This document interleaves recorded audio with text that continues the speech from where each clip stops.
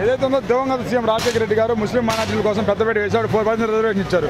రేపు కూటమి అధికారంలో రాగానే వెంబడినే ఆ రిజర్వేషన్ అనేది తీసేస్తామంటున్నారు.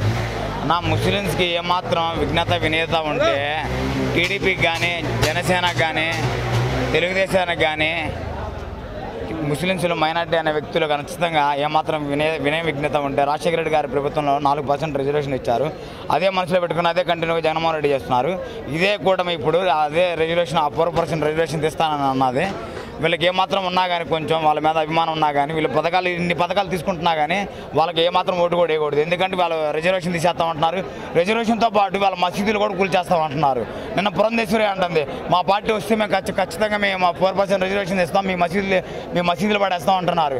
ఈ ముస్లిమ్స్ ఒకసారి ఆలోచించాలి. మైనార్టీ వర్గం ప్రతి ఒక్కరు ఆలోచించి జగన్ అనే వ్యక్తికి ఓటేయాలా. లేకపోతే మీ మసీదులు మీరే కూల్చుకుంటారు, మీ కళ్ళు మీరే పొడుచుకుంటారు. నాకు ఇంతకన్నా మనం ఏం చెప్పలేము ముస్లిమ్స్ మైనారిటీలకి.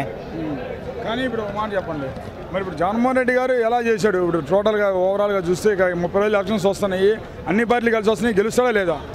జగన్మోహన్ రెడ్డి అనే వ్యక్తి ప్రతి ఒక్కరికి ప్రతి ఇంటికి ఒకటే చెప్తున్నాడు అన్న, నేను మంచి చేస్తేనే ఓటేయండి లేకపోతే ఓటేయొద్దని స్పష్టంగా ముఖాముఖిగా చెప్తున్నాడు. ప్రతి ఒక్కరికి ఖచ్చితంగా మంచి జరిగింది అన్న. మంచి జరగకపోతే ఈరోజు ఇంతమంది ఇక్కడికి వచ్చేవాళ్ళు కాదు. మీరు చూస్తూ ఉండండి, కొన్ని వందల మంది కొన్ని వేల మంది ఇక్కడికి వచ్చి ఆయన కోసం నడి ఎండలో 35 డిగ్రీల ఎండలో కూడా నుంచి ఆయన కోసం వెయిట్ చేస్తున్నారు. అంటే కేవలం మాకు మంచి జరిగిందనే వ్యక్తితోనే వీళ్ళందరూ వచ్చి చూస్తున్నారు. జగన్ అనే ఖచ్చితంగా కొడతాడన్న. 175 కొట్టకపోయినా మేము అధికారంలోకి వస్తాం, మాకు ఎటువంటి ఇబ్బంది లేదు. వాళ్ళు అంటున్నారు ఈరోజు మీకు 40 సీట్లు వస్తాయి, మీకు 60 సీట్లు వస్తాయి, మీకు 70 సీట్లు వస్తాయి, 10 లక్షలకి 5 లక్షలకి అంటున్నారు.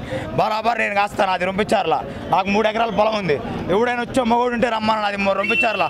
నా 2 ఎకరాల పొలం పెడతా, జగనానికి 110 సీట్ల మీద మా సీఎం అవుతాడు, నేను కాస్తా పందం. ఎవడైనా ఉంటే వచ్చి కాయమని పల్నాడు జిల్లాలో.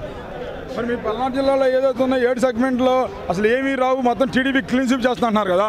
పల్నాడు జిల్లాలో 7 కొడుతున్నామన్నా, ఇది కన్ఫామ్. ఎక్కడ ఒక తేడా కూడా లేదు. పొరపాటున ఏదైనా జరిగితే ఏదైనా 1 సీటు 1/2 సీటు జరిగితేమో కానీ ఖచ్చితంగా 7 అయితే కొడుతున్నాం. మాకు ఇప్పుడే మా బీసీ అభ్యర్థి మా అనిల్ యాదవ్ అన్న కూడా వచ్చాడు, ఇంకా అసలు ఇబ్బంది లేదు. పల్నాడుకి పులెట్టినా అనిల్ యాదవ్ అన్న కూడా సేమ్ అంతే. ఖచ్చితంగా 7 కొడుతున్నాం అందులో డెఫినెట్లీ. మీ పార్టీలో పనిచేసిన లావు శ్రీకృష్ణదేవరాయలు పార్టీ మారి వెళ్ళాడు కదా, మరి అతను పోటీ చేస్తున్నాడు కదా అనిల్ కుమార్ యాదవ్ మీద. అన్న ఇప్పుడు జగన్ అన్న నేను నీకు సీటు ఇవ్వనరా, నువ్వు పోరా అక్కడికి అని అనలేదు. అబ్బాయి ఇక్కడ అందరు ఓసీలు ఉన్నారు, 7 ఓసీ, 8 ఓసీలు ఉన్నారు. నాన్న నువ్వు ఇక్కడ వద్దు, గుంటూరు వెళ్ళు, మన ఇక్కడ ఒక బీసీ పేరుని తెచ్చుకుందాం అన్న. ఇక్కడ బీసీ నాయకులు కూడా కొంచెం ఆలోచించాలా. బీసీని ఇక్కడ తెచ్చి పెడతామంటే శ్రీకృష్ణదేవరాయలు నేను బీసీని నేను ఇక్కడ ఉండాలని చెప్పి పల్నాడులోనే ఉంటానని చెప్పి పార్టీ మారిన వ్యక్తి అతను.